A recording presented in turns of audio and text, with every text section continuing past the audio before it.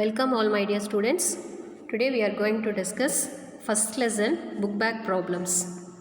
The first problem is when two objects are rubbed with each other, approximately a charge of 50 nanocoulomb can be produced in each object. Calculate the number of electrons that must be transferred to produce this charge. ரெண்டு object நம்ம ரப் பண்ணும்போது நமக்கு எவ்வளோ charge produce ஆகுதுன்னா 50 நானோகூலம் charge produce ஆகுது ஒவ்வொரு ஆப்ஜெக்ட்லேயும்.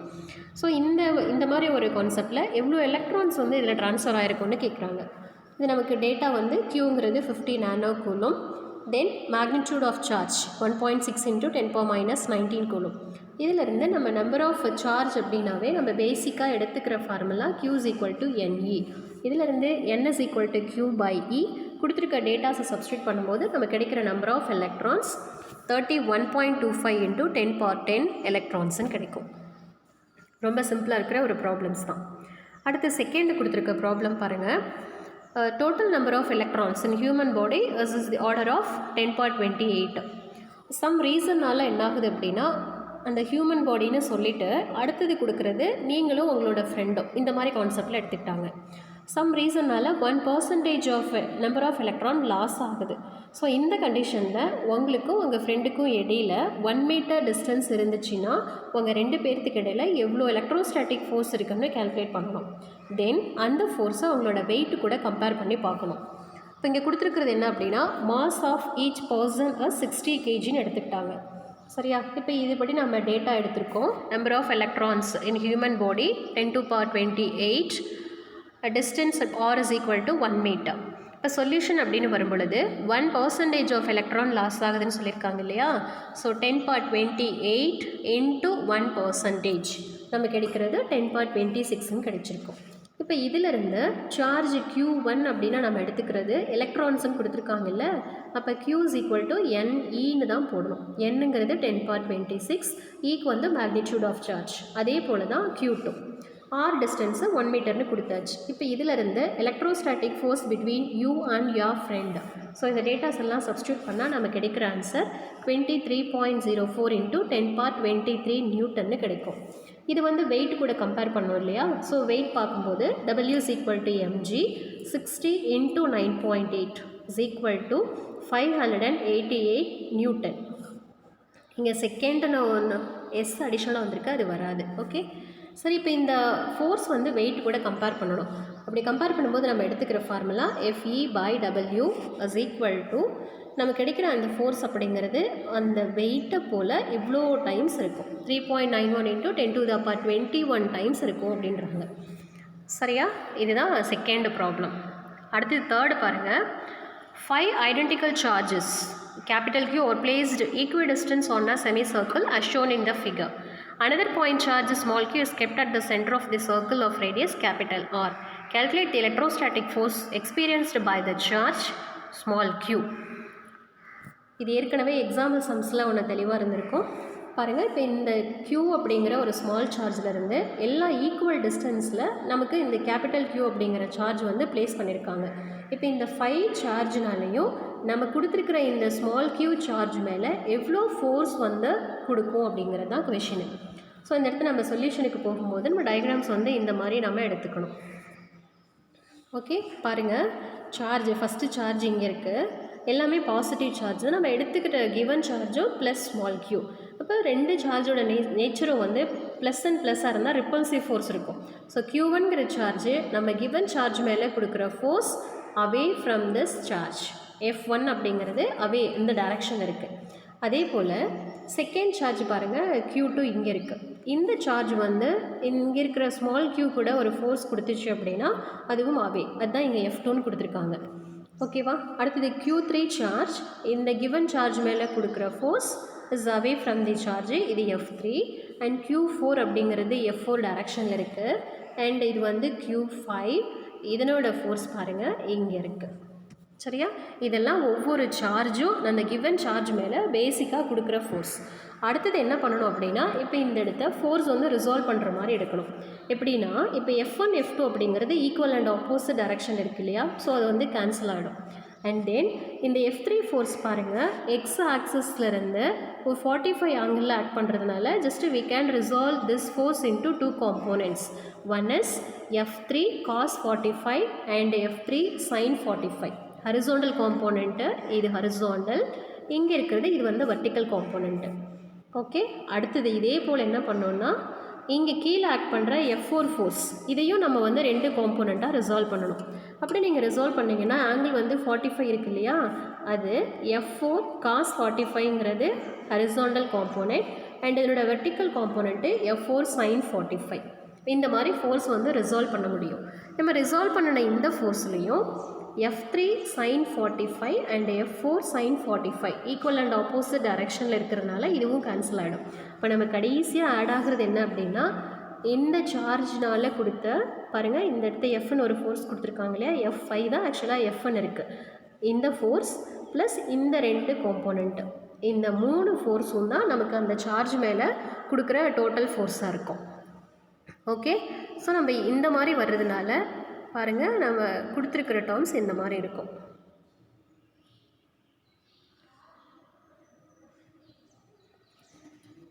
இதில் F3 cos 45 F4 cos 45 இது ரெண்டு ஃபோர்ஸோட மேக்னிடியூடு ஈக்குவல் தான். ஸோ அதனால தான் இந்த இடத்த எப்படி எடுத்துக்கிட்டோம் அப்படின்னா F cos 45 அப்படின்னு சொல்லிட்டு அப்போ ரெண்டும் சேர்த்து நமக்கு என்ன ஆகும்னா 2F cos 45 வரும். ஆல்ரெடி இருக்கிற ஃபோர்ஸ் வந்து F.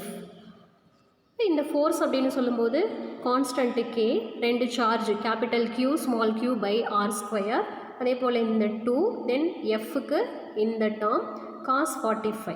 இப்போ இந்த ஒவ்வொரு இடத்தையும் அதனோட வேல்யூஸை சப்ஸ்டியூட் பண்ணும்போது வேல்யூஸ்னால் பெருசாக ஒன்றும் இல்லை, காமன் டேர்ம்ஸ் வெளியே எடுக்கிறாங்க. cos 45 மட்டும் 1/√2 இந்த மாதிரி போட்டு சால்வ் பண்ணால் நம்ம கிடைக்கிற ஃபோர்ஸ் என்ன ஆகுதுன்னா 1/4πε0 capital Q small q by R² into 1+√2 into I cap n newton. அதாவது பாசிட்டிவ் எக்ஸ் டைரெக்ஷனில் அந்த ஃபோர்ஸ் ஆக்ட் பண்ணுறதுனால அங்கே இருக்கிற unit vector I cap, force அப்படிங்கிறது அதனோட யூனிட்டு நியூட்டன். இதுதான் ஃபைனலாக கொடுத்துருக்குற ஆன்சர். அடுத்து ஃபோர்த்து ப்ராப்ளம் பாருங்கள். Suppose a charge plus q on earth's surface and another charge plus q charge is placed on the surface of the moon. எர்த்தில் இருக்கிற charge plus q தான், Moon சர்ஃபேஸில் இருக்கிற charge plus q தான். இப்போ இந்த மாதிரி ரெண்டு சார்ஜ் இதுக்கு இடையில் இருக்குது அப்படின்னா அவங்க கேட்குறது the value of q required to balance the gravitational force, I mean gravitational attraction between earth and the moon. எர்த்துக்கும் மூணுக்கும் இடையில் இருக்கிற அந்த கிராவிடேஷனல் ஃபோர்ஸ் ஆஃப் அட்ராக்ஷனை பேலன்ஸ் பண்ணக்கூடிய சார்ஜோட வேல்யூ என்னன்னு கேட்குறாங்க. அடுத்ததாக கேட்குறது சப்போஸ் இது ரெண்டுக்கும் இருக்கிற டிஸ்டன்ஸ் வந்து பாதியாக குறைஞ்சிட்டா சார்ஜஸில் ஏதாவது சேஞ்ச் இருக்குமான்னு கேட்குறாங்க. நம்ம டேட்டா படி electrostatic force between earth and moon இது ரெண்டுக்கும் இடையில் எவ்வளோ எலக்ட்ரோஸ்டாட்டிக் ஃபோர்ஸ் இருக்கும் அப்படின்னா formula K into Q1 Q2 by R². Then இது ரெண்டுக்கும் இடையில் இருக்கிற கிராவிடேஷனல் ஃபோர்ஸ் என்ன அப்படின்னு பார்த்தா capital G into M1 M2 by R². இப்போ இந்த சார்ஜ் தானே, ஐ மீன் இந்த எலக்ட்ரோஸ்டாட்டிக் ஃபோர்ஸ் தான் கிராவிடேஷனல் ஃபோர்ஸை பேலன்ஸ் பண்ணும். அதனால் எப்படி எடுத்துக்கிறோன்னா FE is equal to FG. So இந்த ரெண்டு ஃபோர்ஸையும் ஈக்குவல் பண்ணுறோம். ஈக்குவல் பண்ணினதுலேருந்து நம்ம கண்டுபிடிக்கிற சார்ஜோட வேல்யூ என்ன ஆகுதுன்னா 5.9 × 10⁻13 கூலும்னு கிடைக்கும். சப்போஸ் இந்த டிஸ்டன்ஸ் வந்து பாதியாக குறைஞ்சிட்டா சார்ஜஸில் எந்த சேஞ்சஸும் இருக்காது. ஏன்னா சார்ஜ் அப்படிங்கிறது டிஸ்டன்ஸை டிபெண்ட் பண்ணி கிடையாது. ஓகே, அடுத்தது draw the free body diagram for the following charges as shown in the figure. 3 diagrams கொடுத்துருக்காங்க. இதில் வந்து சார்ஜஸ் தான் இருக்குது. இதில் ஒவ்வொரு சார்ஜஸ் மேலேயும் இருக்கிற அந்த ஃப்ரீ பாடி டயக்ராம் என்ன மாதிரி கான்செப்டில் வரும்னு கேட்குறாங்க. இப்போ ஃபஸ்ட்டு பாருங்கள், ஸ்ப்ரிங் மாஸ் சிஸ்டம் அப்படிங்கிற மாதிரி நம்ம 11th படித்தோம் இல்லையா, அந்த கான்செப்ட் மாதிரி தான் இங்கே வந்து சார்ஜோட மாஸ் வந்து m அண்ட் q வந்து அதனோட magnitude. x is equal to 0 அப்படிங்கிற பொசிஷன்லேருந்து ஜஸ்ட் ஒரு எலக்ட்ரிக் ஃபீல்டில் வந்து அது மூவ் ஆகுது அப்படின்னா இதுக்கு நம்ம கொடுக்குற ஃப்ரீ பாடி டயக்ராம் இங்கே பாருங்கள் கீழே இங்கே இருக்குது. ஃபஸ்ட்டு வந்து அது மேலே ஆக்ட் பண்ணுற வெயிட் டவுன்வர்ட் டைரக்ஷனில் இருக்கும். அதுக்கு ஈக்குவல் அண்ட் ஆப்போசிட்டாக normal force, electric field E வெக்டர்னு கொடுத்தாங்க இல்லையா, அதனோட வேல்யூ அதாவது E is equal to QEன்னு படிச்சிருப்போம் இல்லையா தியரியில், அந்த ஸ்மால் q தான் இங்கே இடத்து கேபிட்டல் Qவாக மாறி இருக்கு. சரியா, சாரி, எலக்ட்ரிக் ஃபீல்டில் இருக்கிற force. Okay, F is equal to EQ. அந்த டேர்மு தான் இந்த சைடு ஆக்ட் பண்ணுற ஃபோர்ஸ். தென் ஸ்ப்ரிங் ஃபோர்ஸ் அப்படின்னாவே டிஸ்பிளேஸ்மெண்ட்டுக்கும் ஆப்போசிட்டில் இருக்கும். F is equal to minus kx. இது 11th படிச்சிருக்கோம். இது வந்து நமக்கு லெஃப்ட்டில் ஆக்ட் பண்ணுற மாதிரி இருக்கும். இதெல்லாம் ஃபஸ்ட்டு கேஸில் இருக்கிற அந்த சார்ஜுக்கு ஃப்ரீ பாடி டயக்ராம். அடுத்து செகண்டு பெண்டுலம் கொடுத்துருப்பாங்க இல்லையா, அதே போல் தான் இப்போ இந்த இடத்து இந்த சார்ஜ் மேலே இருக்கிற ஃபோர்ஸஸ் அப்படின்னு சொல்லி பார்க்கும்போது டவுன்வர்ட் ஆக்ட் பண்ணுற ஃபோர்ஸ் mg. எப்போவுமே சப்போர்ட் எங்கே இருக்கோ அதுக்கு டுவோர்ட்ஸாக டென்ஷன் ஃபோர்ஸை ஆக்ட் பண்ணும். அதே போல் இது ப்ளஸ் க்யூ சார்ஜ்னால் இங்கே பாருங்கள் இந்த சைடு எலக்ட்ரான் இருக்குது. ஸோ இந்த இடத்துல எலக்ட்ரிக் ஃபோர்ஸ் இருக்கும். ஸோ இந்த 3 ஃபோர்ஸஸும் இது மேலே ஆக்ட் பண்ணுறதுனால தான் நம்ம கொடுத்துருக்க டயக்ராம் வந்து இந்த மாதிரி இருக்குது. ஓகேவா? அடுத்து தேர்டு கேஸ்க்கு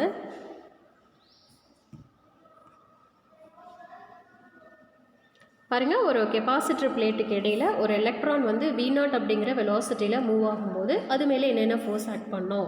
கீழே வந்து அதனோட மாஸ் mg, இது வந்து எலக்ட்ரான் இல்லையா, ஸோ மேலே வந்து எலக்ட்ரிக் ஃபோர்ஸ்.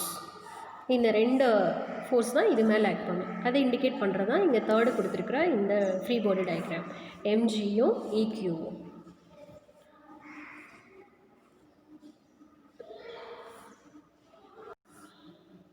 அடுத்து 6th ப்ராப்ளம் பாருங்கள். ஒரு எலக்ட்ரான் வந்து V0 அப்படிங்கிற ஒரு ஸ்பீடில் யூனிஃபார்ம் எலக்ட்ரிக் ஃபீல்டில் என்டர் ஆகுது. பட் இந்த எலக்ட்ரிக் ஃபீல்டு வந்து V0க்கு பெர்பெண்டிகுலர் டைரக்ஷனில் ஆக்ட் பண்ணுற மாதிரி இருக்குது.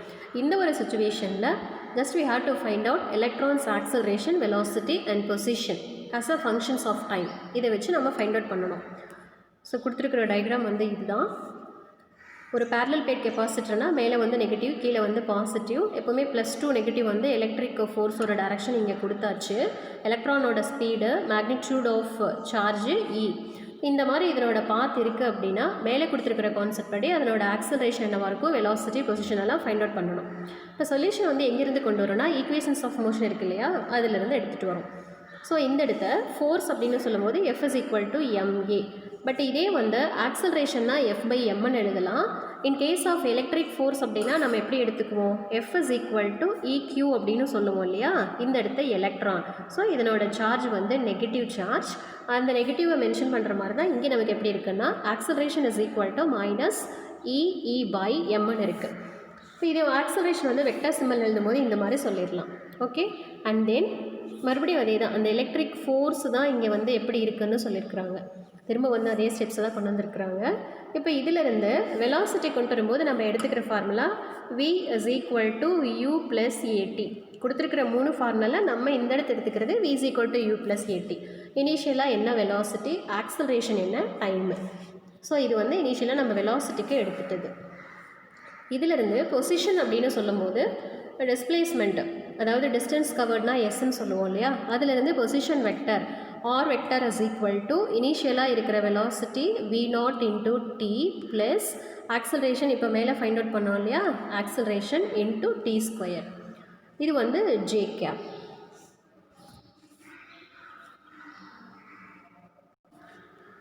இந்த இடத்த ஆக்சலரேஷனுக்கு ஏன் வந்து J கேப் கொடுத்துருக்காங்க அப்படின்னா டயக்ராம்லேயே இருக்குது. ஏன்னா எலக்ட்ரிக் ஃபீல்டோட டைரக்ஷன் எந்த பக்கம் ஆக்ட் பண்ணதுன்னா அப்போர்ட் டைரக்ஷன். அப்போர்ட் அப்படிங்கிறது நமக்கு இந்த இடத்த ஒய் அப்படின்னா அங்கே இருக்கிற யூனிட் வெக்டர் J கேப். அதனால தான் இந்த இடத்து கொடுத்துருக்குற ஆக்சலரேஷனுக்கும் இதனோட unit vector J cap. And then கீழே வந்து பொசிஷன் அப்படின்னு சொல்லும்போது வெலாசிட்டி பாருங்கள் எக்ஸ் ஆக்சஸில் போகுது, அதனால் I கேப். இந்த எலக்ட்ரானோட நெகட்டிவ் சிம்பிள் இங்கே வந்துச்சுன்னா -1/2 into EE/m T² J gap. ஏன்னா இந்த இடத்த ஈங்கிறது சார்ஜ், எம்ங்கிறது மாஸ். இதுக்கு நம்ம டைரக்ஷன்லாம் சொல்ல முடியாது, எலக்ட்ரிக் ஃபீல்டுக்கு மட்டும்தான் டைரக்ஷன். அது வந்து அப்போர்டில் இருக்கிறதுனால தான் இந்த இடத்த J கேப் அப்படின்னு சொல்கிறோம். அடுத்து கொடுத்துருக்கிற problem, a closed triangle box is kept in an electric field of magnitude E is equal to 2 × 10³ Newton per coulomb as shown in the figure. Calculate the electric flux through a vertical rectangular surface, slanted surface and entire surface. பாருங்கள், இது வந்து கொடுத்துருக்குற இந்த figure. இதில் first கேட்குறது, அதாவது இந்த மாதிரி இருக்கிற ஒரு ட்ரையாங்குலர் பாக்ஸ் வந்து யூனிஃபார்ம் எலக்ட்ரிக் ஃபீல்டில் ப்ளேஸ் பண்ணியிருக்கும்போது பாருங்களேன், ஃபஸ்ட்டு கேட்குறது இந்த ரெக்டாங்குலர் சைடு இதில் எவ்வளோ எலக்ட்ரிக் ஃப்ளக்ஸ் இருக்கும். அண்ட் செகண்டு கேட்குறது பாருங்கள் இந்த ஸ்லாண்டட் சர்ஃபேஸ் இது வழியாக எவ்வளோ எலக்ட்ரிக் ஃப்ளக்ஸ் இருக்கும். அண்டு டோட்டலாக என்டையர் இந்த ட்ரையாங்குலர் பாக்ஸ் வழியாக எவ்வளோ எலக்ட்ரிக் ஃப்ளக்ஸ் இருக்குன்னு கேட்குறாங்க. இதுதான் கொடுத்துருக்கிற கொஷின். ஸோ ஃபஸ்ட்டு வந்து இந்த ரெக்டாங்குலர் சைடு அப்படின்னு சொல்லும்போது நம்ம எடுத்துக்கிற ஃபார்முலா ஃப்ளக்ஸ் அப்படின்னு எடுத்துட்டாவே phi is equal to EA cos theta தான். இப்போ இந்த இடத்த எலக்ட்ரிக் ஃபீல்டு கொடுத்துருக்குறாங்க. ஏரியா வந்து லென்த் இன்ட்டு பிரெத்துன்னு சொல்லியாச்சு. தீட்டா வந்து 180 எப்படி கிடைச்சிருக்கும் அப்படின்னா எலக்ட்ரிக் ஃபீல்ட் லைன்ஸ் இப்படி தானே போகுது. அப்போ அதனோட ஸ்டார்டிங் அண்ட் எண்டிங் ஒரு ஸ்ட்ரெயிட் லைன் இதனோட ஆங்கிள் அப்படின்னு சொல்லும்போது உங்களுக்கு 180ன்னு கிடைக்கும். அதனால தான் இந்த இடத்த காஸ் தீட்டாவுக்கு 180ன்னு போட்டிருக்கோம். இதிலேருந்து நமக்கு கிடைக்கிற ஆன்சர் காஸ் 180க்கு -1 வரதுனால ஃபைனல் ரிசல்ட்டில் -15 இன்ட்டு அதுக்கப்புறம் அதனோட யூனிட் மட்டும்தான் newton metre square per coulomb. அதே போல் ஸ்லாண்டர்டு சர்ஃபேஸில் என்ன இருக்குன்னு ஃபைண்ட் அவுட் பண்ணோம். இப்போ இந்த இடத்த ஸ்லாண்டர்டு சர்ஃபேஸ்னு வரும்போது இது நம்மளோட ஃபார்முலாவில் காஸ் தீட்டான்னு கொடுத்துருக்காங்க இல்லையா. அப்போ தீட்டா அப்படிங்கிறது பாருங்கள், அவங்களே அந்த இடத்த டயக்ராமில் ஆங்கிள் கொடுத்துருக்குறாங்க 60 டிகிரி அப்படின்னு கொடுத்துருக்குறாங்க. இப்போ இந்த இடத்த 60ன்னு சொல்லும்போது காஸ் 60 என்னன்னு பார்க்கணும். அந்த காஸ் 60 பார்க்குறதுக்கு இந்த ஸ்லாண்டர்டு சர்ஃபேஸ் இருக்குல்ல, இதனோட லென்த் வந்து நம்ம எக்ஸ் அப்படின்னு எடுத்துக்கலாம். எக்ஸ்ன்னு எடுத்துக்கிட்டோன்னா இந்த இடத்த காஸ் 60க்கு நம்ம வேல்யூ ஃபைண்ட் அவுட் பண்ணி அதிலிருந்து சப்ஸ்டியூட் பண்ணுற மாதிரி இருக்கும். ஸோ அப்படி வரும்போது cos 60 is equal to adjacent by hypotenuse 5 × 10⁻²/x. இப்போ இதிலேருந்து எக்ஸோட வேல்யூ நம்ம இந்த மாதிரி கொண்டு வந்துக்கலாம் 10 × 10⁻². ஸோ இதை வந்து ஃப்ளக்ஸ் ஃபார்முலாவில் சப்ஸ்டியூட் பண்ணும்போது நம்ம கிடைக்கிற வேல்யூ எவ்வளோ கிடைக்குதுன்னா 15 நியூட்டன் மீட்டர் ஸ்கொயர் பர் கூலும்னு கிடைக்கும்.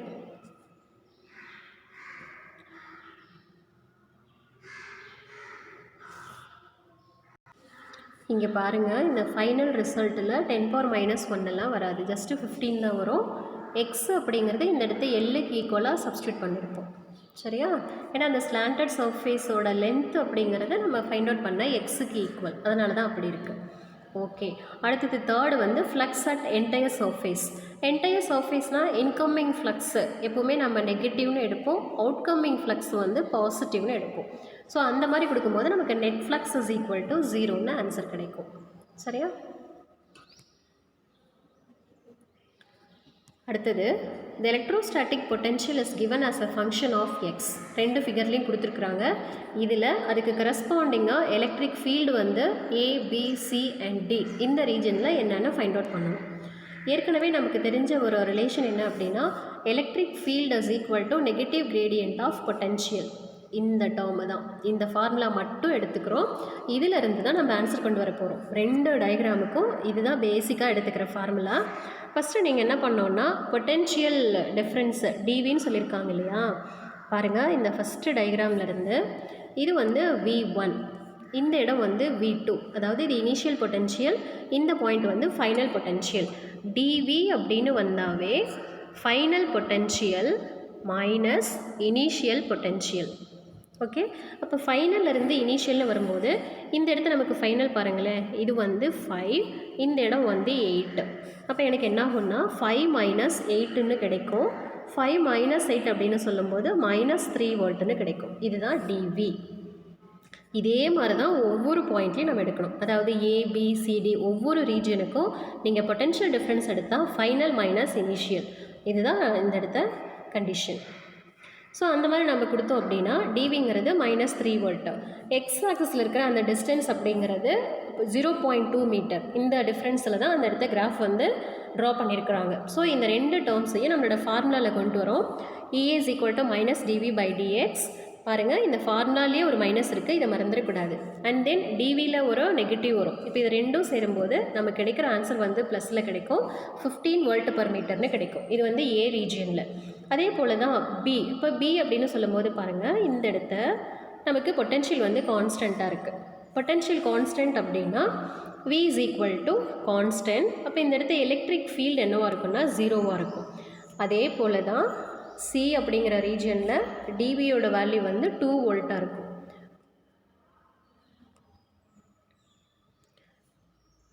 பாருங்களேன், இது வந்து தேர்டு. ஃபைனல் மைனஸ் இனிஷியல், இது ஃபைனல், இது வந்து இனிஷியல். அப்போ என்ன கிடைக்கும் 7 - 5ன்னு கிடைக்கும். ஸோ 2 வோல்ட் இந்த இடத்த டிஃப்ரென்ஸ். இந்த 2 வோல்ட்டு எக்ஸில் இருக்கிற அந்த டிஸ்டன்ஸ் இது ரெண்டுலேருந்து கொண்டு வரும்போது electric field at the region C is equal to -10 volt per metre. அதே போல் தான் டிங்கிற ரீஜியன்லேயும் இதெல்லாம் ஃபஸ்ட்டு கொடுத்துருக்குற அந்த டயக்ராமுக்கு. இப்போ செகண்ட் கிராஃப் அப்படின்னு பார்க்கும்போதும் அதுக்கும் இதே மாதிரி தான். டிவி டிஃப்ரென்ஸ் என்னென்னு பார்க்கணும். எக்ஸில் எவ்வளோ டிஸ்டன்ஸு எக்ஸ் அப்படின்னு சொல்லும் போது பாருங்கள், இந்த இடத்த செகண்ட் ஒன்றுக்கு செப்பரேஷன் எல்லாம் 1 மீட்டர் 1 சென்டிமீட்டரில் இருக்கும். பாருங்கள் 1 2 3 4ன்னு கொடுத்துருப்பாங்க. இதெல்லாம் 1.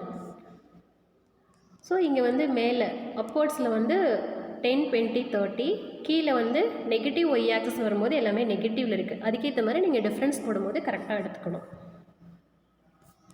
சரியா? இதே மாதிரி தான் ஒவ்வொரு ரீஜனுக்கும் நீங்கள் டிவி ஃபைண்ட் அவுட் பண்ணி எக்ஸ் டிஸ்டன்ஸ் வந்து சப்ஸ்டியூட் பண்ணும்போது ஃபஸ்ட்டு கேஸில் -30 வோல்ட் பர் மீட்டர், செகண்ட் ரீஜனில் வந்து 30 volt per metre, third region potential வந்து 0வில் போகிறதுனால எலக்ட்ரிக் ஃபீல்ட் இஸ் ஆல்சோ 0, எந்த சேஞ்சும் கிடையாது. டி ரீஜனுக்கு +30, ரீஜன் இயில் வந்து -30 வோல்ட் பர் மீட்டர்னு கிடைக்கும். ரொம்ப சிம்பிளான ஒரு ப்ராப்ளம் தான், ஈஸியாக இருக்கும். நெக்ஸ்ட்டு ப்ராப்ளம் நம்பர் 9 கொடுத்துருக்கிறது வந்து ஒரு ஸ்பார்க் பிளக். இது வந்து ஒரு கார் அல்லது பைக்கில் ஏர் ஃபியூவல் மிக்சர் அந்த என்ஜினில் வந்து இந்த ரெண்டும் இக்னைட் ஆகிற இடத்த யூஸ் பண்ணுற ஒரு பிளக். இப்போ இது வந்து 2 எலக்ட்ரோடு இருக்கிறதா நம்ம கன்சிஸ்ட் பண்ணிக்கிட்டோம்னா பாருங்கள், இந்த ரவுண்ட் போட்டு காமிச்சிருக்காங்க இல்லையா, இந்த இடத்து தான் 2 எலக்ட்ரோடு. இந்த 2 எலக்ட்ரோடுக்கும் இருக்கிற கேப் அப்படிங்கிறது இஸ் அரவுண்ட் 0.6 மில்லிமீட்டராக இருக்குது. இந்த ஒரு சுச்சுவேஷனில் அங்கே இருக்கிற எலக்ட்ரிக் ஃபீல்டோட டேட்டா கொடுத்துட்டாங்க. அது இக்னைட் பண்ணுறதுக்கு, அதாவது இவ்வளோ டிஸ்டன்ஸில் 2 எலக்ட்ரோடு இருந்துச்சுன்னா இவ்வளோ ஒரு எலக்ட்ரிக் ஃபீல்டு இருக்கும்போது அது இக்னைட் பண்ணலாம். இந்த சுச்சுவேஷனில் என்ன பொட்டென்ஷியல் டிஃப்ரென்ஸ் வந்து அப்ளை பண்ணுற மாதிரி இருக்குன்னு கேட்குறாங்க, அதை ஸ்பார்க் பண்ணுறதுக்கு. அண்டு செகண்ட் ஒன், 2 எலக்ட்ரோடுக்கும் இடையில இருக்கிற கேப் வந்து இன்க்ரீஸ் பண்ணால் நமக்கு பொட்டென்ஷியல் டிஃப்ரென்ஸ் வந்து இன்க்ரீஸ் ஆகுமா டிக்ரீஸ் ஆகுமா அல்லது கான்ஸ்டண்ட்டாக இருக்குமான்னு கேட்குறாங்க. தென் 1 மில்லிமீட்டர் கேப்பில் இருக்கும்போது பொட்டென்ஷியல் டிஃப்ரென்ஸ் என்னன்னு கொஷின் கேட்குறாங்க. சரியா? இப்போ ஃபஸ்ட்டு வந்து இருக்கிற எலக்ட்ரிக் ஃபீல்டு டிஸ்டன்ஸு, இதுக்கு என்ன பொட்டென்ஷியல் டிஃப்ரென்ஸ்னால் formula V is equal to ED, நமக்கு கிடைக்கிற ஆன்சர் 1800 வோல்ட். அண்ட் செகண்ட் பாருங்கள், நமக்கு ஃபார்முலா வந்து V is equal to E into D தான். இந்த இடத்த எலக்ட்ரிக் ஃபீல்டு அப்படிங்கிறது கொடுத்துருக்கிற ஒரு கான்ஸ்டன்ட் வேல்யூ 3 × 10⁶. பட் எது வேரி ஆகுதுன்னா டிஸ்டன்ஸ் மட்டும்தான் வேரி ஆகுது. அதனால தான் இங்கே என்ன சொல்லியிருக்கோன்னா potential is directly proportional to distance. Suppose we have to increase the distance, I mean the separation, potential difference is also increased. புரியுதா? அப்போ டிஸ்டன்ஸ் இன்க்ரீஸ் பண்ணால் இன்க்ரீஸ் ஆகும், டிஸ்டன்ஸ் டிக்ரீஸ் பண்ணிங்கன்னா பொட்டென்ஷியல் டிஃப்ரென்ஸ் குறையும். 1 மில்லிமீட்டர் டிஸ்டன்ஸில் 2 எலக்ட்ரோடும் பிளேஸ் பண்ணியிருந்தால் நம்ம கிடைக்கிற பொட்டென்ஷியல் டிஃப்ரென்ஸ் 3000 வோல்ட்டாக இருக்கும். ஸோ சிம்பிள் கொஷின்ஸ் தான். அடுத்தது 10th question. A point charge plus 10 microcoulomb is placed at a distance of 20 cm from another identical point charge of 10 microcoulomb. பாருங்கள், இந்த சார்ஜு அதனோட ஐடென்டிக்கல் சார்ஜ் மாதிரி இருக்கிற 10 மைக்ரோகூலம்லேருந்து டோட்டலாக 20 சென்டிமீட்டரில் செப்பரேட் பண்ணியிருக்குன்றாங்க. இங்கே 15 இருக்குது, இந்த இடத்த 5 சென்டிமீட்டர். புரியுதா? அடுத்தது a point charge of 2 microcoulomb. இதோ பாருங்கள், இந்த charge is moved from a point A to B as shown in the figure. இது வந்து ஏலேருந்து பிங்கிற பாயிண்ட்டுக்கு இந்த ஃபிகரில் கொடுத்துருக்கிறது போல் நகர்த்துறோம். இந்த ஒரு கண்டிஷனில் change in potential energy of the system என்னன்னு கேல்குலேட் பண்ணணும். புரிஞ்சிருச்சா? இப்போ இதுதான் நம்ம பேசிக்காக எடுத்துக்கிட்ட ஒரு ப்ராப்ளம். இதில் நீங்கள் 2 சுச்சுவேஷன் வந்து மைண்டில் எடுத்துக்கணும். அதாவது ஃபஸ்ட்டு இனிஷியலாக இந்த பாயிண்ட் சார்ஜ் இங்கே இல்லை, இந்த இடத்தையே தான் இருக்குது. புரியுதா? அப்போ இந்த சுச்சுவேஷன் நமக்கு இனிஷியலாக வராது. இனிஷியலாக இந்த மாதிரி தான் இருந்திருக்கும். ஃபைனலாக வரும்போது நம்ம எப்படி கொண்டு வந்திருப்போம்னா இந்த சார்ஜ் இங்கே இல்லை, இந்த பிளேஸுக்கு வந்திருக்கும். புரிஞ்சிச்சா? அப்போ first charge, second charge, third charge மாதிரி வந்திருக்கும். இது வந்து ஃபைனல் சுச்சுவேஷன். இந்த 2 கண்டிஷன்ஸ்லேயும் எவ்வளோ எனர்ஜி சேஞ்சஸ் இருக்கும் அப்படின்னு பார்க்கணும். இப்போ ஃபஸ்ட்டு கேஸில் நம்ம எடுத்துக்கிறது என்ன அப்படின்னா, இந்த சார்ஜ் வந்து இங்கே கிடையாது, இங்கேயே தான் இருக்குது அப்படின்னு சொல்லும்போது இது ஃபஸ்ட்டு சார்ஜ், இது செகண்ட் சார்ஜ், இது வந்து தேர்ட் சார்ஜ். இப்போ இந்த 3 சார்ஜ் இருக்கிற சிஸ்டத்தோட எலக்ட்ரோஸ்டாட்டிக் பொட்டென்ஷியல் எனர்ஜிக்கு நம்ம எடுத்துக்கிறது பாருங்கள், இது ரெண்டும் சேர்த்து ஒரு பேரா எடுத்துக்கிறோம். இந்த Q1 அண்ட் Q2 இது ரெண்டுக்கு இடையில் இருக்கிற எனர்ஜி வேணும்னா இது ஃபார்முலா எப்சிலான் I, அதாவது initial potential energy is equal to Q1 Q2 by 4 pi epsilon naught R12. இதுதான் R12. புரிஞ்சிருச்சா? அடுத்தது Q2 and Q3 பாருங்கள், இது வந்து தேர்ட் சார்ஜ்னு சொன்னேன்னா 2 1 3 இந்த ரெண்டு சிஸ்டத்துக்கு இடையில் இருக்கிற எனர்ஜி என்ன, அண்ட் தேர்டு கேஸில் 1 and 3 இதனோட எனர்ஜி வந்து என்னவாக இருக்குன்னு எடுக்கணும். இந்த மாதிரி ரெண்டு சார்ஜை பேர் பண்ணி ஃபார்முலா எழுதிட்டோம். இதில் ஃபஸ்ட் அண்ட் செகண்ட் ஃபார்முலாவுக்கு மட்டும்தான் வேல்யூ சப்ஸ்டியூட் பண்ணுறோம், தேர்ட் அப்படியே எடுத்துக்கிறோம். ஏன் எடுத்துக்கிறோன்னா அது ஃபைனலாக வரும்போது இதே மாதிரி ஒரு ஃபார்முலா தான் வரும், அதுக்காக ஈஸியாக கேன்சல் ஆகும், அதனால தான் அப்படியே எடுத்துட்டோம். இப்போ ஃபஸ்ட்டு கேஸில் Q1ஓட சார்ஜு Q2 சார்ஜு என்ன டிஸ்டன்ஸு அப்படிங்கிறது இங்கே சப்ஸ்டியூட் பண்ணியிருக்கோம். செகண்ட் கேஸில் என்ன டிஸ்டன்ஸ் அப்படிங்கிறது இங்கே சப்ஸ்டியூட் பண்ணியாச்சு. இதெல்லாம் சால்வ் பண்ணி கொண்டு வந்தோம்னா நமக்கு இனிஷியலாக இருக்கிற எனர்ஜி வந்து இந்த மாதிரி கிடச்சிருக்கும். அடுத்தது ஃபைனலாக வரும்போது நம்மளோட ஃபார்முலா நான் சொல்லினது போல் சார்ஜ் இங்கே கிடையாது, இங்கே இருக்குது. அப்போ இந்த மாதிரி ஒரு ஷேப்பில் நமக்கு அந்த சிஸ்டத்தோட கான்ஃபிகரேஷன் கிடைக்கும். சார்ஜ் கான்ஃபிகரேஷன் பாருங்கள், இதில் சார்ஜ் 1 இங்கே 2ன்னு சொன்னோம் இல்லையா, அதனால் இது 4ன்னு மாறிடும், இது வந்து 3ன்னு இருக்கும். ஓகே, இப்போ எனர்ஜி 1 and 3 என்ன, இது ரெண்டுக்கு இடையில் என்ன எனர்ஜி இருக்குது, 1 and 4க்கு இடையில் எனர்ஜி என்ன இருக்குது, 3 and 4க்கு இடையில் எனர்ஜி என்ன இருக்குது. ஸோ இந்த மாதிரி தான் நம்ம ஃபார்முலா எடுத்துக்கிறோம். அப்படி ஃபார்முலா எடுத்துட்டா டிஸ்டன்ஸ் வந்து ஃபைண்ட் அவுட் பண்ணோம். இப்போ ஃபஸ்ட்டு கேஸில் 1 4க்கு இடையில் இருக்கிற டிஸ்டன்ஸ் வேணும்னா இங்கே கொண்டு வருவோம் இல்லையா, அப்போ இந்த 5 சென்டிமீட்டர் 5 சென்டிமீட்டர் ரெண்டையும் நீங்கள் ஸ்கொயர் பண்ணி ஆட் பண்ணும்போது எனக்கு இந்த இடத்த என்ன கிடைக்கும் அப்படின்னா 5√2ன்னு கிடைக்கும். அதே போல் இது ரெண்டுக்கும் இடையில் கொண்டு வரும்போது 5 × √10 அப்படின்னு கிடைக்கும் டிஸ்டன்ஸு. அந்த டிஸ்டன்ஸ் தான் இங்கெல்லாம் நம்ம போட்டிருக்கோம், புரியுதா? அந்த டிஸ்டன்ஸ் ஃபார்முலாவை டிஸ்டன்ஸோட வேல்யூ இங்கே சப்ஸ்டியூட் பண்ணிவிட்டு நான் சொன்னது போல் கடைசி இருக்கிற டேர்மை அப்படியே தான் எடுத்துக்கணும். பாருங்கள், மேலே இந்த டேர்ம் இருந்துச்சு இல்லையா, இது ரெண்டும் நம்ம மைனஸ் பண்ணும்போது ஈஸியாக கேன்சல் ஆகும், அதுக்கு தான் வேல்யூ சப்ஸ்டியூட் பண்ணலை. ஸோ நீங்கள் அதை சால்வ் பண்ணிங்கன்னா உங்களுக்கு கிடைக்கிற ஃபைனல் எனர்ஜி அப்படிங்கிறது இங்கே என்ன ஈக்குவேஷன் இருக்கோ இது போல் இருக்கும். கடைசியாக எவ்வளோ எனர்ஜி சேஞ்ச் ஆகிருக்கும் அப்படின்னா final energy minus initial energy is equal to 1.12 ஜூல்னு வருது. இதுதான் இதனோட ஃபைனல் ரிசல்ட். அடுத்து கொடுத்துருக்கிற 11th ப்ராப்ளத்தில் இந்த கொடுத்துருக்கிற ஒவ்வொரு கேஸுக்கும் ரிசல்ட் அண்ட் கெப்பாசிட்டன்ஸ் என்ன அப்படின்னு ஃபைண்ட் அவுட் பண்ணணும்.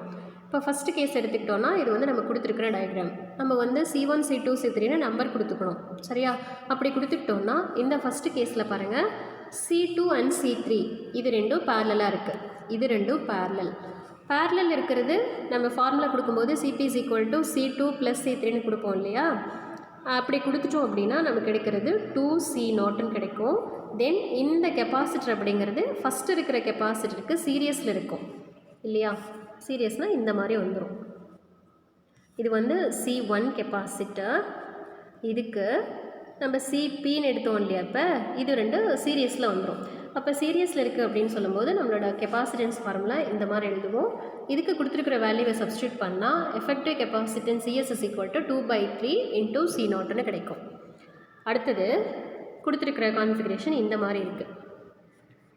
இதில் C1 and C2 are in serious, இந்த 1 and 2 வந்து சீரியஸில் இருக்குது, அதே போல் 3 and 4 சீரியஸில் இருக்குது. இப்போ சீரியஸில் இருக்கிறது ரெண்டும் நீங்கள் எஃபெக்டிவாக எடுத்துட்டிங்கன்னா அது வந்து பேரலலுக்கு மாறிடும்.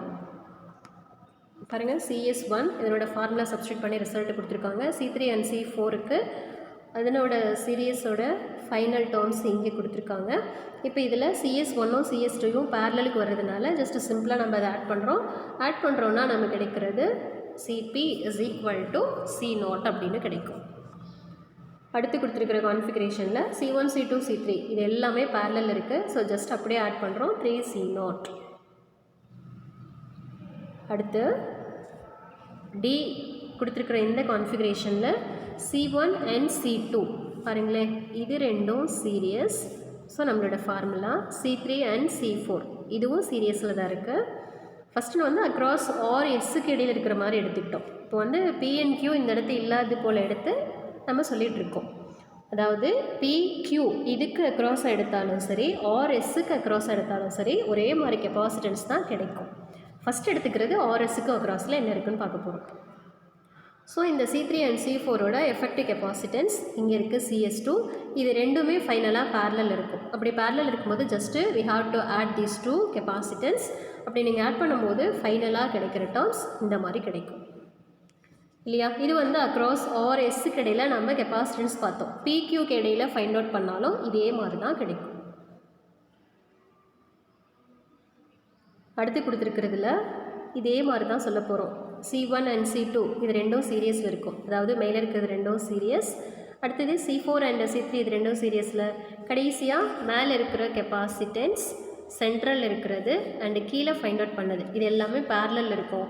அப்படி பேரலல் இருக்குது அப்படின்னு சொல்லும்போது கடைசி நம்ம கொடுக்குற ஃபார்முலா ஜஸ்ட் அப்படியே ஆட் பண்ணுறது தான். அப்படி ஆட் பண்ணால் நமக்கு கடைசி கிடைக்கிறது Cp is equal to 2C0ன்னு கிடைக்கும். அடுத்த ப்ராப்ளம் பாருங்கள். Problem number 12. An electron and a proton are allowed to fall through a separation between the plates of a parallel plate capacitor of voltage 5 volt and separation of distance and the height வந்து 1 millimeter. Okay, so கொடுத்துருக்குற இந்த ரெண்டு parallel plate capacitor இது ரெண்டுக்கு இடையில் electron, neutron, proton 3 சார்ஜுமே கீழே விழ வைக்கிறாங்க. இது ரெண்டுக்கு இடையில் இருக்கிற பொட்டன்ஷியல் வந்து 5 வோல்ட்டு, ஹைட் வந்து 1 millimeter. இந்த மாதிரி ஒரு கண்டிஷன்ஸில் நம்ம என்ன கேல்குலேட் பண்ணணும் அப்படின்னா time of flight for both electron and proton. And then suppose if a neutron is allowed to fall, what is the time of flight? 3 சார்ஜுக்குமே டைம் ஆஃப் ஃப்ளைட்டு கண்டுபிடிச்சிட்டு எது வந்து ஈஸியாக, அதாவது ஃபஸ்ட்டு எது ரீச் ஆகும் அப்படின்னு கேட்குறாங்க. பாருங்கள், கொடுத்துருக்குற டேட்டாவில் பொட்டென்ஷியல், டிஸ்டன்ஸ் எல்லாம் எடுத்தாச்சு, mass of electron, mass of proton எடுத்தாங்க, மேக்னிடியூட் ஆஃப் ஈச் சார்ஜ் 1.6 × 10⁻19 கூலும். இப்போ சொல்யூஷன் வரும்போது நம்ம ஈக்குவேஷன்ஸ் ஆஃப் மோஷன் தான் ஃபார்முலா கொண்டு வரோம். S is equal to ut plus half at². இப்போ S அப்படிங்கிறது ஹைட் ஹெச்சுக்கு ஈக்குவலாக எடுத்து இனிஷியலாக அந்த 3 சார்ஜுமே விழும்போது ஃப்ரீ ஃபால்ங்கிற கண்டிஷனில் தான், அதனால தான் U வந்து 0ன்னு எடுத்துக்கிட்டோம். Tங்கிறது டைம் ஆஃப் ஃப்ளைட்டுக்கு ஈக்குவல். ஃபர்ஸ்ட் நாம் எடுத்துக்கிறது வந்து டைம் ஆஃப் ஃப்ளைட் ஆஃப் எலக்ட்ரானுக்கு எடுத்துக்கிறோம். அதாவது இந்த இடத்த ஈக்குவேஷன் கொண்டு வரும்போது நமக்கு என்னவாக இருக்கும் பாருங்கள், இது S வந்து ஹெச்சுக்கு ஈக்குவலாக கொடுத்துட்டோம், U வந்து 0 ஆகிடுச்சு இல்லையா. அப்போது டைம் ஆஃப் ஃப்ளைட் அது ஸ்கொயரில் இருக்கும்போது ஃபார்முலா 2h/aன்னு இருக்குது. இதில் நியூட்டன்ஸோட செகண்ட் லாவும் எலக்ட்ரிக் ஃபோர்ஸ் இது ரெண்டும் யூஸ் பண்ணும்போது நமக்கு கிடைக்கிற ஆக்சலரேஷன் என்னவாக இருக்கும்னா EE/m கிடைக்கும். சரியா, இந்த ஆக்சலரேஷனை மேலே இந்த ஃபார்முலா சொன்னோம் இல்லையா டைம் ஆஃப் ஃப்ளைட்டு, இதில் சப்ஸ்டியூட் பண்ணும்போது நமக்கு கிடைக்கிற formula time of flight square is equal to 2h/m, அதாவது எலக்ட்ரானோட மாஸ்ங்கிறது தான் கீழே சப்ஸ்கிரிப்டில் எம்இன்னு இருக்குது, பை ஃபோர்ஸ் அதுதான் EEன்னு கொடுத்துருக்கோம். அடுத்தது எலக்ட்ரிக் ஃபீல்டுன்னு வரும்பொழுது V/d இந்த ஃபார்முலாவும் சப்ஸ்டியூட் பண்ணுறோம். இதெல்லாம் கொடுத்து கடைசியாக நம்ம டைம் ஆஃப் ஃப்ளைட் அப்படின்னு வரும்போது எவ்வளோ கிடைக்குது பாருங்கள், 1.50 நானோசெகண்ட். இது வந்து எலக்ட்ரானுக்கு. இதே ஃபார்முலா தான் ப்ரோட்டானுக்கு, ஜஸ்ட் அதோட மாஸ் மட்டும்தான் இந்த இடத்த வேரி ஆகும் இல்லையா. நமக்கு எவ்வளோ டைம் ஆஃப் ஃப்ளைட்டு கிடைக்குதுன்னா 63 நானோசெகண்டு கிடைக்குது. ஃபஸ்ட்டு கேஸுக்கு வந்து 1.50 நானோசெகண்டு, இதுக்கு 63 நானோசெகண்டு. அடுத்து வந்து நியூட்ரான். இப்போ நியூட்ரான் அப்படின்னா நமக்கு தெரியும் சார்ஜ் கிடையாது. சார்ஜ் இல்லை அப்படின்னு சொல்லும்போது ஸ்ட்ரைட்டாக நம்ம மேலே என்ன ஃபார்முலா சொன்னோமோ அதுவே தான் எடுத்துக்க போகிறோம். பாருங்கள், இந்த ஃபார்முலா தான். A அப்படிங்கிறது ஸ்மால் ஜிக்கு ஈக்குவல் பண்ணிக்கணும். So T is equal to √of 2h/g. இங்கே சப்ஸ்டியூட் பண்ணால் நமக்கு கிடைக்கிறது 14.14 மில்லி செகண்டு தான் கிடைக்கும். அப்போ மில்லி செகண்டில் இருக்குது, அதெல்லாம் நானோ செகண்டில் இருக்குது. ஸோ இந்த 3யும் கம்பேர் பண்ணும்போது electron will reach the bottom first.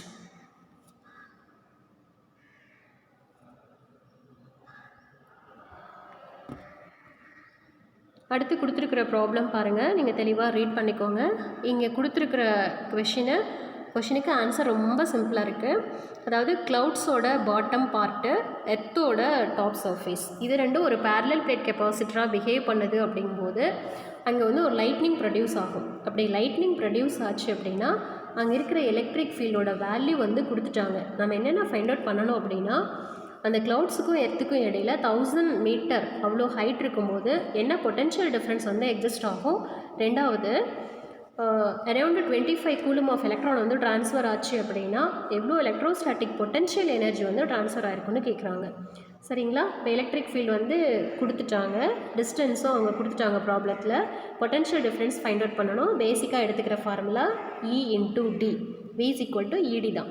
Substitute பண்ணால் நமக்கு கிடைக்கிறது 3 × 10⁻9 வோல்ட்டு கிடைக்கும். அதாவது எர்த்துக்கோ க்ளவுடுக்கு இடையில் 1000 மீட்டர் டிஸ்டன்ஸ் இருக்குன்னா அங்கே ப்ரொடியூஸ் ஆகிற லைட்னிங்கில் இவ்வளோ பொட்டென்ஷியல் டிஃப்ரென்ஸ் வந்து க்ரியேட் ஆகும்னு சொல்கிறாங்க. 3 × 10⁻9 volt. Suppose 25 coulomb of electron வந்து ட்ரான்ஸ்ஃபர் ஆகுதுன்னு வைங்களேன், எவ்வளோ எனர்ஜி வந்து அங்கே கிடைச்சிருக்கோம் அப்படின்னு பார்த்தா நம்மளோட ஃபார்முலா 1/2 CV².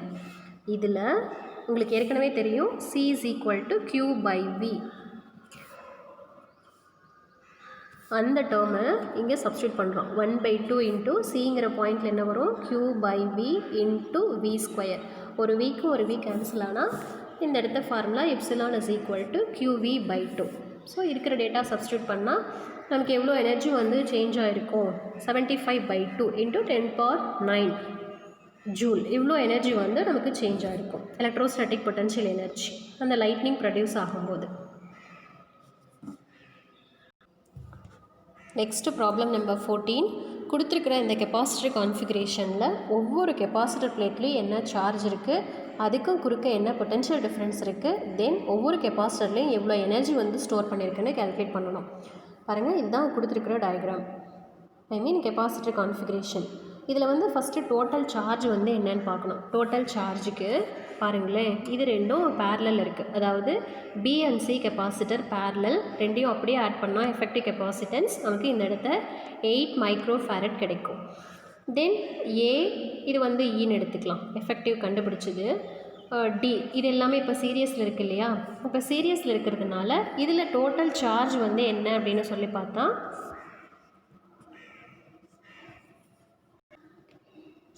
நம்மளோட ஃபார்முலா பாருங்கள், Q is equal to CS into V.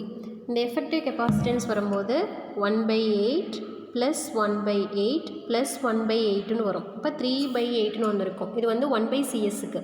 இதிலிருந்து CS is equal to 8/3. அதனால தான் இந்த இடத்த வேல்யூ 8/3 மைக்ரோ. தென் கொடுத்துருக்கிற பொட்டன்ஷியல் டிஃப்ரென்ஸ் வந்து 9 வோல்ட்டு, அதுதான் இந்த 9. ஸோ இதிலிருந்து நம்மளோட டோட்டல் சார்ஜ் எவ்வளோ கிடச்சிருக்குன்னா 24 மைக்ரோ கூலும் இருக்குது. அப்போ இந்த டோட்டல் கான்ஃபிகரேஷன்லேயும் மொத்தமாக இருக்கிற சார்ஜ் வந்து எவ்வளோனா 24 மைக்ரோ கூலும். சரியா?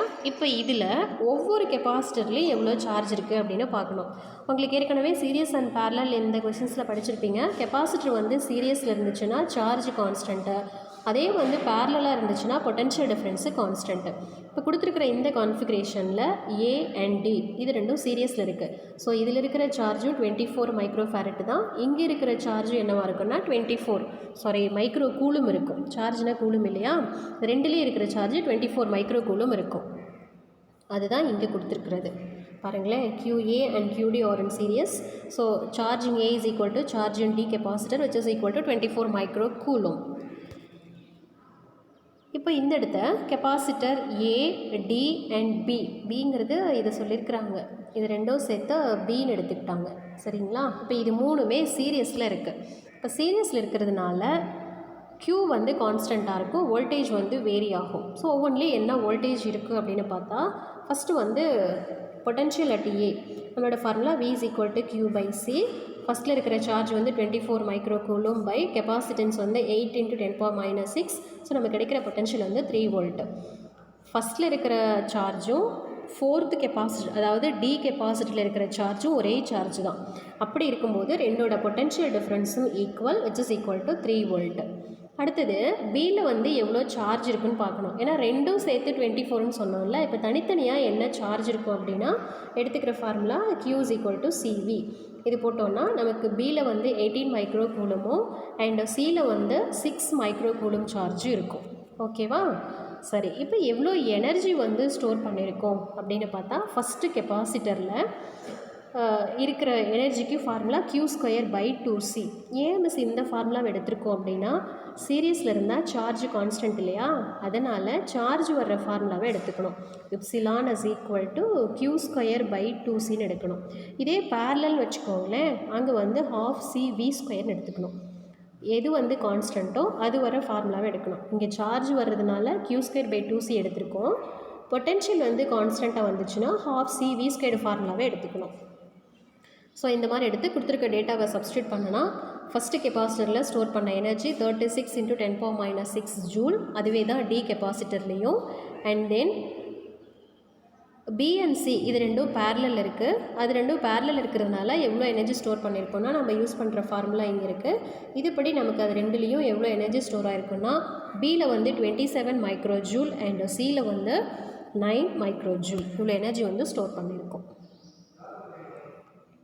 அடுத்தது 15 problem, last problem. Capacitors P and Q இது ரெண்டுமே ஒரே மாதிரி கிராஸ் செக்ஷன் ஏரியா இருக்குது, டிங்கிற டிஸ்டன்ஸில் செப்பரேட் பண்ணியிருக்கிறாங்க. இந்த ரெண்டு பிளேட்டுக்கு இடையில் ஒரு டைஎலக்ட்ரிக் கான்ஸ்டன்ட் வந்து எப்சிலான் ஆர் இருக்கிற ஒரு டைஎலக்ட்ரிக் மீடியம் வந்து பிளேஸ் பண்ணும்போது, அதாவது ரெண்டு கான்ஃபிகரேஷன் கொடுத்துருக்காங்க இல்லையா, எவ்வளோ கெப்பாசிட்டன்ஸ் இருக்கும் அப்படின்னு கேட்குறாங்க. இப்போ ஃபஸ்ட்டு கேஸில் பாருங்கள், இது வந்து ஃபஸ்ட்டு கேஸுக்கு ஈக்குவலாக எடுத்துக்கிறோம். இது கெப்பாசிட்டர் C1, இது வந்து கெப்பாசிட்டர் C2.